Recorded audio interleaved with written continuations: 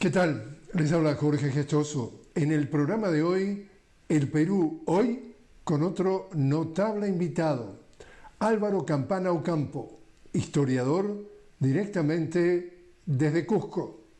Álvaro Campana Ocampo, una cálida bienvenida al programa. Muchas gracias, Jorge. Gracias por esta oportunidad de poder conversar contigo y de poder dirigirme al público de toda América Latina y del mundo.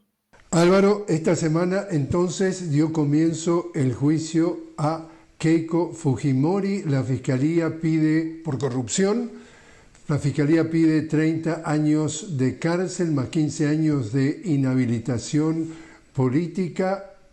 ¿Tu reacción a dónde vamos con ese juicio y cuál podría ser el desenlace y cuándo? Bueno, en realidad el desenlace no es tan previsible. En el Perú estamos viviendo en un momento de gran inestabilidad institucional, de pugnas por el control de los distintos poderes. De hecho, la bancada fujimorista tiene una presencia importante en el Congreso y digita una serie de iniciativas de control de varias instituciones, y también hemos visto cómo se ha producido toda una ofensiva, ¿no?, contra los fiscales que están haciendo las investigaciones por buscar interrumpir el proceso. Y sin embargo, bueno, hemos llegado a este momento efectivamente en el cual se ha pedido estos 30 años, ¿no?, de cárcel, porque el partido de la señora Fujimori justificó, ¿no?, unos ingresos muy altos para las campañas electorales a través de unas actividades que son insólitas, ¿no? Lo que llamamos en cócteles, digamos, ¿no? Pero bueno, son grandes e importantes cantidades de dinero que evidencia más bien que desde el fujimorismo ha habido una práctica de lavado de dinero, que es algo que es, digamos, muy conocido, ¿no? La investigación ha sido bastante larga y, bueno, esperamos que realmente se logre sancionar, ¿no?, a quienes definitivamente han violado la ley, han sido financiados además por grupos de poder económico, ¿no? Y han hecho una serie de argucias para buscar esconder que en realidad estaban haciendo un lavado de dinero, ¿no?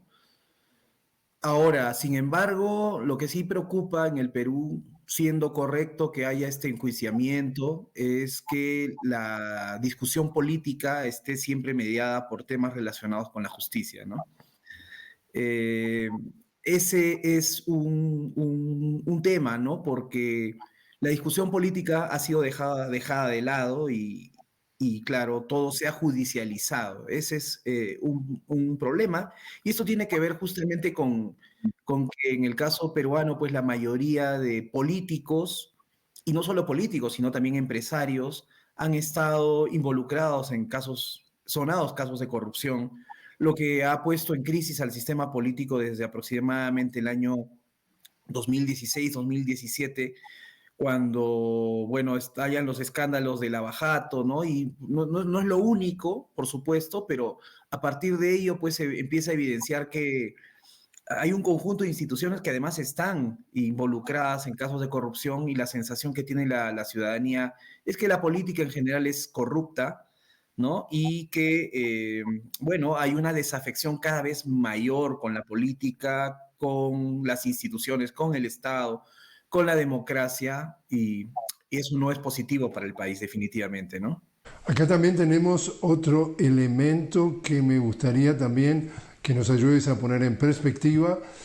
Sale publicada una foto del expresidente o del ex dictador, depende de las visiones, Alberto Fujimori, en cama en un hospital del Perú. Acaba de tener sufrir una caída que le provocó una fractura de cadera y supuestamente estaba esperando ser operado, pero hace una declaración, y acá leo lo que dice, que expresa su voluntad de, comillas, asumir todos los riesgos y, otra vez comillas, volver a trabajar por todos los peruanos, y entonces anuncia su decisión de postularse en las próximas elecciones presidenciales. Para una audiencia que nos ve fuera del Perú, Alberto Fujimori tiene 85 años y además entonces es de alguna forma quien ha puesto a su hija, a Keiko Fujimori, como la heredera de su movimiento. ¿Cómo lees tú este anuncio de Fujimori? Bueno, creo que en el entorno en torno a esta noticia, lo que vemos es cómo se ha ido operando, justamente como te comentaba, desde el Parlamento. Y entre otras cosas, y desde otras instituciones, y entre otras cosas, lo que ellos están buscando es la impunidad de los crímenes cometidos por Alberto Fujimori. Eso es lo primero que hay que decir, que él es un condenado por crímenes de lesa humanidad, que ha sido amnistiado en este tira y afloja que ha habido a lo largo de todos estos años entre el Congreso y el Ejecutivo. Y en este momento, dada la composición que hay en el Congreso, pues finalmente se han creado todas las condiciones para que el señor Fujimori salga, supuestamente por motivos de salud, ¿no? De gravedad, lo que ha sido un engaño para la mayoría de peruanos y peruanas, porque el señor Fujimori ahora se está postulando, quiere o pretende postularse a presidente de la República, ¿no? Y quiere aparecer como un salvador que quiere dar, bueno, sus últimos años al Perú y sacrificarse, ¿no? Efectivamente se produce este anuncio de que él se ha caído, que ha tenido un accidente, además en un contexto en el que Chile amplía una investigación, ¿no? Una causa que tiene que ver también con otros crímenes de lesa humanidad de los que estaría involucrado Fujimori, pero de repente, claro, lanza su candidatura. En fin, ¿no? El fujimorismo ha ido como creando un escenario que ha permitido, ¿no? Que Fujimori esté otra vez libre en las calles. Y como muy bien dices, ¿no? Él ha sido un dictador que además es responsable no solamente de la corrupción, digamos, que campea en el Perú, sino además de crímenes de lesa humanidad, y frente a ello, pues, es un agravio, ¿no? Para las víctimas de estos crímenes, el hecho de que Fujimori no solamente esté ahora suelto en las calles, además con argumentos falaces, como se ha evidenciado, ¿no? Él no está en ninguna situación terminal, ni está a punto de morirse, ni nada por el estilo, sino que además se da el lujo de anunciar su candidatura a la presidencia, cosa que parece dentro del fujimorismo sería parte ya de un acuerdo, ¿no? O sea, sí estarían de acuerdo. En fin, es una noticia, como te digo, que agraviante, que evidencia pues cómo en el Perú se ha recompuesto un sector que busca la impunidad de los crímenes de lesa humanidad y que, bueno, a lo largo de todos estos años pues han hecho y deshecho, incluso en democracia, con el país, con las instituciones que han destruido el sistema de justicia. Ahora tienen un control desde el Parlamento, del Ejecutivo, del sistema de justicia, del Tribunal Constitucional. En fin, hay un deterioro generalizado que es en gran parte responsabilidad de ellos. También para una audiencia que nos ve fuera del Perú y para contar esto en pinceladas demasiado gruesas, porque entramos en detalle y se nos van los minutos. Un país que históricamente ha sido gobernado por una oligarquía muy cerrada que dirige el país desde Lima, un enorme divorcio entre ese centro que es la capital Lima y el resto del país. 5 presidentes antes de Pedro Castillo han terminado tras las rejas o con procesos que tienen que ver con la corrupción. Uno de ellos se suicidó, estamos hablando de Alan García cuando vinieron a buscarlo por problemas de corrupción. Otro como tiene que ver con la extradición de Estados Unidos, que está hoy también tras las rejas, y entonces llega al poder por el voto popular un populista en el sentido de que hombre de izquierda, hombre progresista, a pedal, a pulso, contra todo el establishment. Pedro Castillo, ya desde antes de llegar al poder, esta señora Fujimori declara que la elección que ganó Castillo fue un fraude, le llevó como 3 semanas o un mes al final que le torcieran el brazo y lo aceptara, y ya antes de que llegara entonces al Palacio Presidencial le largan entonces una andanada de ataques, lo ponen contra las cuerdas, dura 1 año y medio y le sacan de la galera con un golpe parlamentario, lo sacan del poder y hoy está tras las rejas. Y otra vez, entonces, ese golpe parlamentario es porque, como tú dices, el fujimorismo controla los piolines de ese parlamento. Entonces, ¿es esto democracia? ¿Es esto qué es? Sí, mira, bueno, después de la caída de la dictadura de Fujimori, entramos en una etapa democrática, podríamos decirlo así, de una democracia mínima, ¿no? Efectivamente hemos vivido un largo periodo de procesos electorales, ha habido una alternancia en el poder, y sin embargo, digamos, los grandes cambios estructurales que hubiese esperado el Perú y estos cambios democráticos que se necesitaban no se produjeron, ¿no? Eso creo se constata además en que no hubo un cambio de constitución, el año de esta constitución que se dio en plena dictadura, el año 93, además con un fraude en ese momento, un referéndum fraudulento. Y lo que tenemos ahora es una resistencia de esos grupos al cambio de la Constitución después de que han cambiado más de 80 artículos. Este Congreso, que tiene un 91% de desaprobación, ha cambiado más de 80 artículos de la Constitución. Pero bueno, entonces el caso es que hemos tenido una democracia mínima, pero que más o menos ha ido funcionando hasta que en el año 2016 ya empezamos a ver el deterioro, la crisis de esta democracia neoliberal. Yo creo que habría que llamarla de esa manera. Y este conflicto que se abre entre el Ejecutivo y el Legislativo, producto de el ya desconocimiento en ese momento del fujimorismo, del triunfo de Pedro Pablo Kuczynski, que siendo una opción también de derechas, pero liberal, digamos, más vinculada al gran capital, gana por un margen muy breve, ¿no? Con el apoyo de todo un bloque antifujimorista, digámoslo así. La candidata de izquierda queda tercera, no logra pasar a la segunda vuelta, pero ya desde ese momento y a la luz de todos estos escándalos de corrupción, pues hay un enfrentamiento entre esas dos fracciones, si se quiere, de los grupos de derecha, ¿no?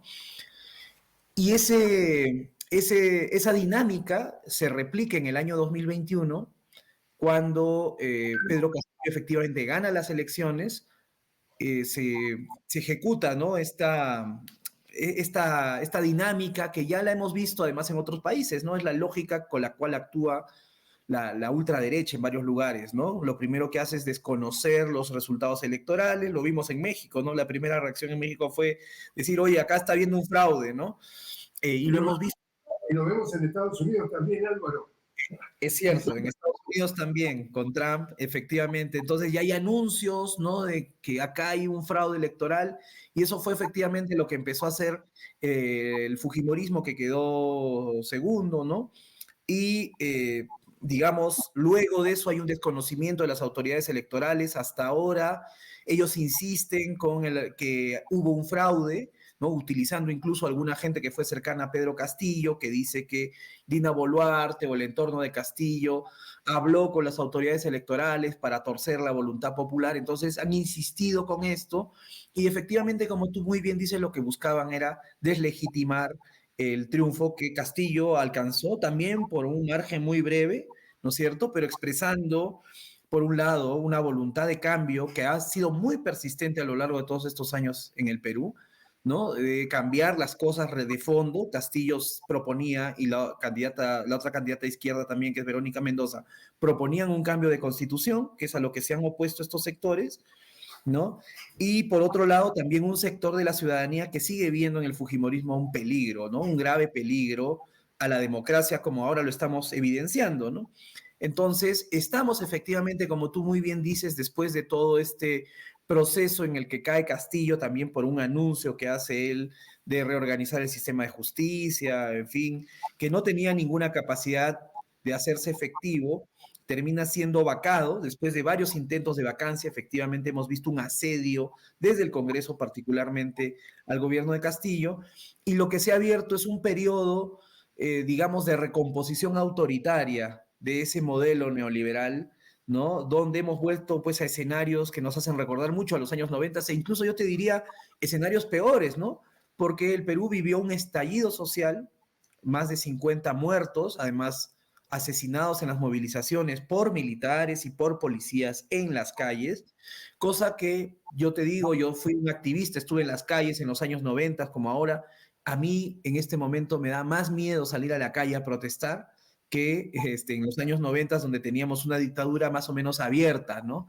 Esta es una dictadura mucho más encubierta, con modales más supuestamente institucionales, donde el Parlamento pues hace y deshace, ¿no es cierto? Supuestamente es el espacio de representación política, y ahora da más miedo, esa es la realidad. Entonces, en el Perú estamos viviendo en este momento un clima bastante asfixiante a todo nivel, además, dicho sea de paso, ¿no? Hay una ofensiva negacionista que niega la participación de las Fuerzas Armadas en crímenes de lesa humanidad en el contexto del conflicto armado interno, ¿no? Hay una lógica de lo que nosotros llamamos terruqueo, es decir, todos los que nos oponemos al régimen actual somos terroristas o somos supuestamente apologistas del terrorismo, ¿no? Y Fujimori levanta o busca levantar su imagen utilizando justamente esto, ¿no? Se han dado una serie de leyes.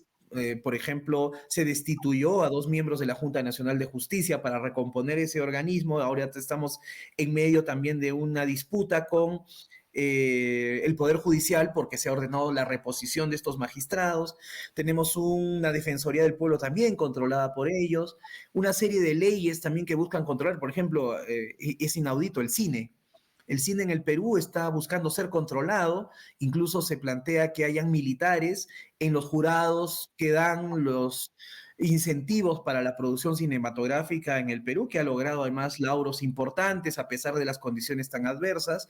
Entonces tenemos situaciones que realmente, ahora hay una ofensiva también con las organizaciones no gubernamentales, ¿no? Que se dice pues deben tener más control porque varias de ellas estarían buscando conspirar contra el orden interno en el Perú y eso da para cualquier cosa. Entonces se vive un clima bastante autoritario del cual la señora Boluarte pues es simplemente una marioneta. No cabe duda que esa señora no gobierna el Perú, a pesar de que ella dice que es presidenta. Hay un Congreso que maneja esto, detrás del cual hay poderes fácticos actuando, están los militares, hay un sector militar, no cabe duda, ¿no? Que ha tenido además prebendas gracias a este Congreso.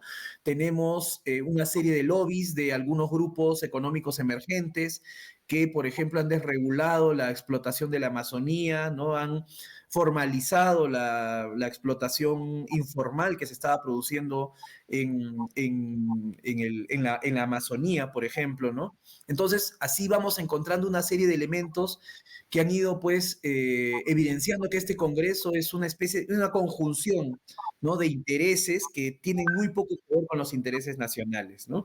Ahora la señora Boluarte está en China.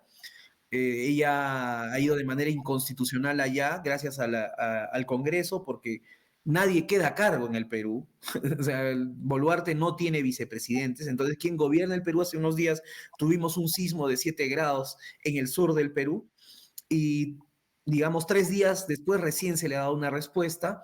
Es muy importante, sin duda, esta visita a China en el sentido de que, bueno, China efectivamente está haciendo una inversión muy importante en el caso peruano, ¿no? Con un megapuerto. Sin embargo, muchos se preguntan si esta señora y el equipo que tiene, que además es inepto, son personas que están en la capacidad, ¿no? De plantear adecuadamente los intereses del Perú frente a esta circunstancia histórica tan importante, ¿no? Que se está viendo en nuestro continente y donde el Perú puede jugar un rol tan importante, digamos, en un mundo multipolar, ¿no?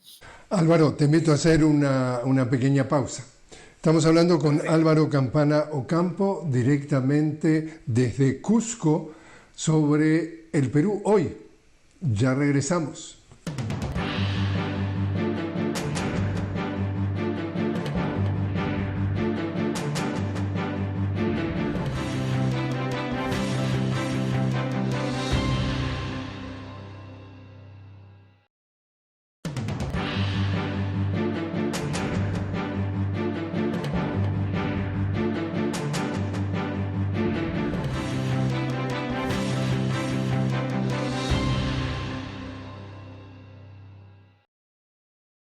Continuamos hablando con Álvaro Campana Ocampo directamente desde Cusco en el Perú sobre el Perú hoy.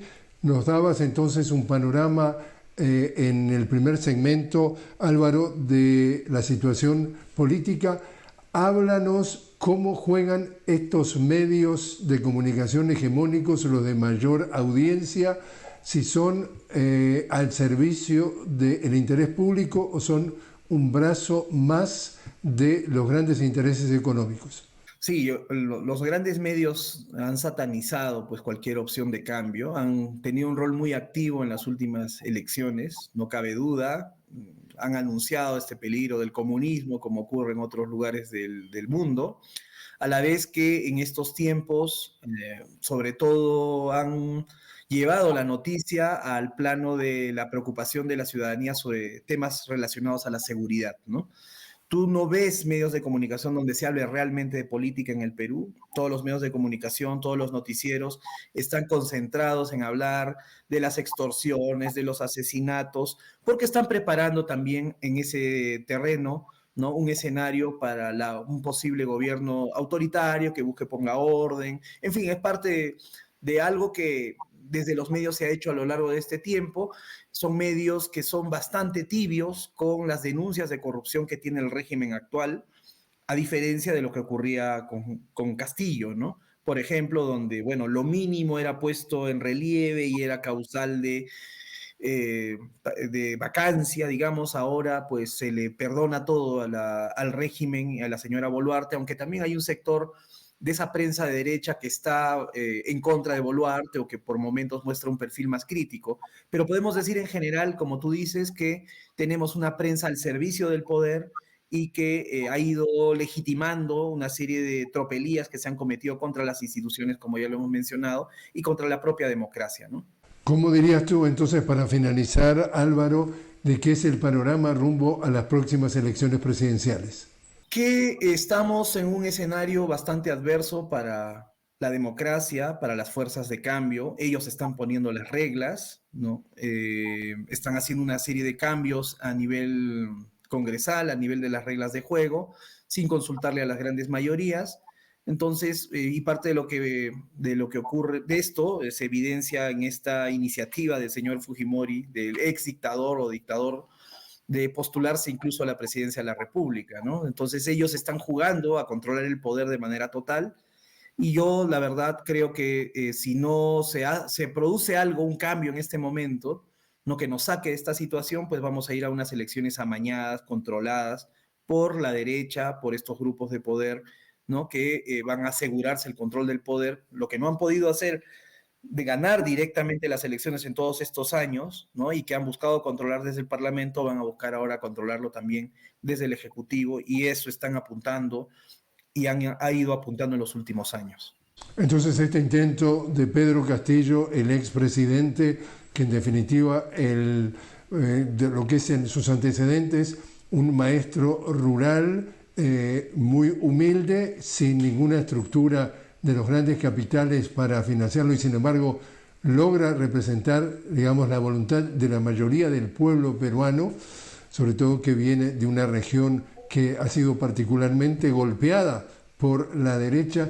Ese movimiento, eso que surgió y llegó al poder, ¿está muerto para la próxima elección? Mira, yo creo que el pueblo peruano, el que busca el cambio, se inventa cada cierto tiempo a nuevos referentes políticos. Lamentablemente esos referentes no siempre están a la altura, o mejor dicho, no han estado a la altura. Se ha frustrado una y otra vez la posibilidad de gobiernos de cambio desde Ollanta Humala, por ejemplo, ¿no?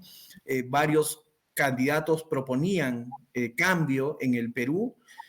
Castillo igual, lamentablemente Castillo, su inexperiencia, en fin, se rodeó de gente que no era la mejor, ¿no? Terminó naufragando también en su gobierno y bueno, lo que tenemos sí, efectivamente, como tú dices, es una voluntad persistente de cambio en el Perú, que se expresa sobre todo en el sur, que ha sido el escenario principal del estallido social del año 2022 y que estoy seguro va a seguir buscando, insistiendo en la posibilidad de un cambio. El drama es que no tenemos referentes políticos, hay que decirlo claramente, que puedan en este momento y en un momento de desconfianza, de desmovilización, incluso de derrota, porque hubo una derrota a manos de la represión abierta, no tenemos referentes que puedan expresar ese cambio, esa voluntad de cambio democrático, ¿no? En el Perú. Ese es el drama que tenemos. Esperemos pues que en los próximos años o en los próximos meses aparezcan nuevos referentes, organizaciones políticas, pero como te digo, en un escenario bastante complicado. Álvaro Campana Ocampo, muchísimas gracias por haber estado con nosotros. A ti, Jorge. Gracias.